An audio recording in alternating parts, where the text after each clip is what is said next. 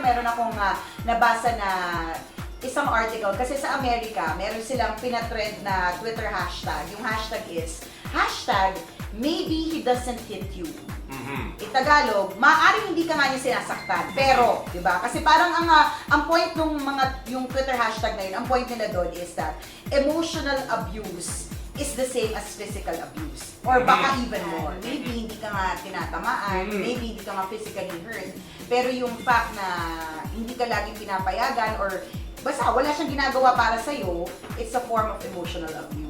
Ayaw natin mangyari sa'yo yun. Di ba na nasasaktan ka emotionally kasi damaging yun. Damaging talaga yun. Halimbawa, alam mo nakakabalik ko yan kapag problemado ka, asing talaga pag nakaka-experience ka ng matinding pain, mga kaibigan, mas yung emotional, mas damaging talaga siya eh. At mas matagal siyang i-heal, kumbaga, kung sa physical damage, magkapasa ka, 2 to 3 days, mawawala yan. Pero pag emotional pain, it will take time. Correct. 1 week, 2 weeks, even months. Tama. Alam mo, partner, very powerful talaga yung hashtag na yung Twitter hashtag. At yung mga tweet ng mga tao na maybe he doesn't hit you, but he always compares you to other women. Isa pa yun. Diba? Na parang, bakit kung makapagpuri ka sa kumare ninyo, wagas-wagas, na parang nararamdaman na ng misis mo na inadequate siya, hindi enough yung katawan niya, na mataba siya, di ba? Pinaparamdam mo sa kanya na dapat siyang may insecure. Oo, hindi mo man siya sinasaktan physically, di ba? You don't hit her,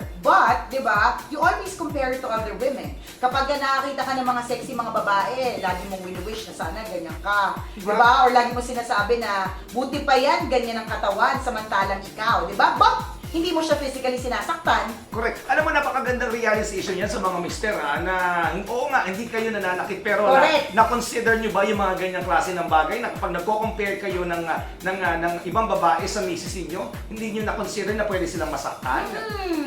Oo nga, no, maganda nga niya na dapat na-realize din yan ng mga mister. So pag nakakita kayo ng sexy at magandang babae, tingnan nyo na lang. Huwag na kayong magbabanggit pa ng kung ano. Huwag nun na. Correct, diba? Yung mga ganyan pa, napapatingin pa ng ganyan. Oo, tapos yung tama, lilimod ka pa. Hindi mo alam si Mrs. nasasaktan na sa mga ganong pagkakataon. Correct, tatahimik lang yan, syempre, para hindi na kayo mag-away. Kasi minsan, pag nag-away pa, hindi naman, wala namang mananalo dyan eh. Pataasan ng pride yan eh. Lahat may kanya-kanyang rason. So tatahimik na lang siya. Tama. So put it into consideration, mga kaibigan. Posible masaktan ang inyong mga misis kapag kayo ay nagko-compare. Isa lang yun. At tandaan, di ba, emotional abuse, emotional pain is even more damaging or as damaging as physical pain. Correct. Diba? Hindi mo man siya sinasaktan physically, but with what you do, kabisyo, emotionally naman, abused siya.